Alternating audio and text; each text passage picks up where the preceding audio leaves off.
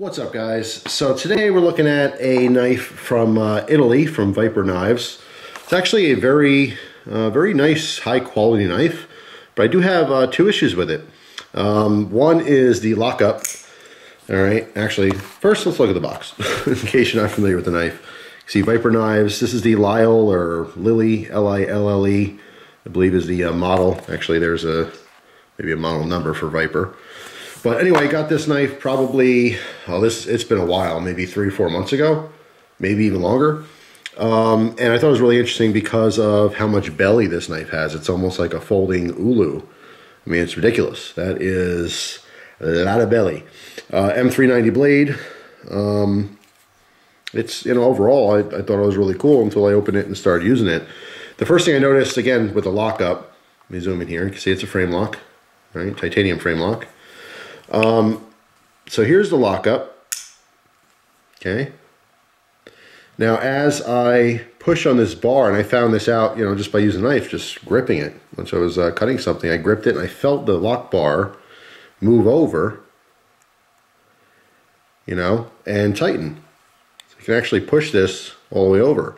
So it's just how the lock face and lock bar, when they line up, it's not totally flat against each other. There's a little bit of an angle there that allows it to slide over. Now, I mean, it's not the end of the world. In fact, when you squeeze it, it only locks up tighter, but it's just something that's not supposed to be like that. Your lockup is supposed to stop. So what ends up happening is when I use a knife, I push it down, and you can, if I be quiet for a second, you can listen to this. It pops. We get lock stick. All right. So it gets pushed down. Kind of has to pop open. Now, I can deal with that. It's not, like I said, the end of the world. It's not the most expensive knife, but it's still like around $140. That's not cheap at all. Okay, like I said, premium steels being used here. Overall, I like the design, everything. The lock issue could be overcome a little bit, but the one thing I could not stand with this one is right here. Okay, you can see where the cutout is for the lock bar. It creates a very fine point, which your hand touches. All right, so when using this knife, just put my finger in the finger choil like I normally would with any other knife.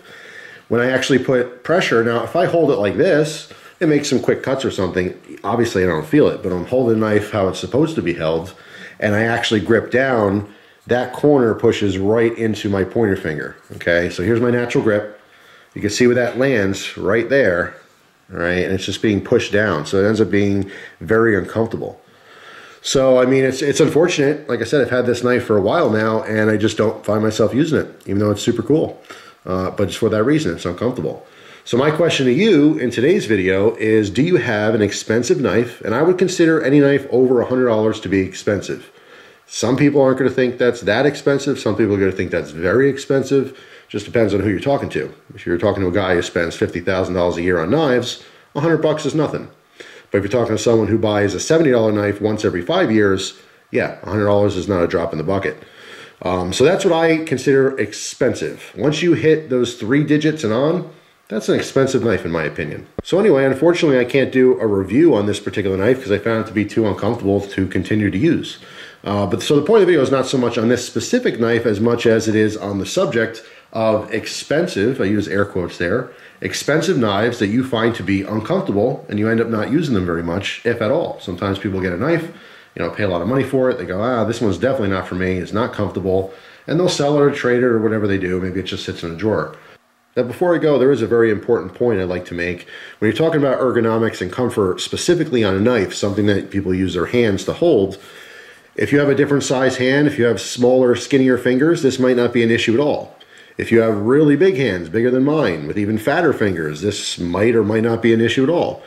Everyone's hands grip knives differently, so you always have to take stuff like this with a little grain of salt. I'm sure someone else out there has this knife, loves it, does not have the same issue with comfort, or discomfort, I should say, that I do. However, regardless of your hand size, the lock stick is something that everyone, would probably agree is not a great idea.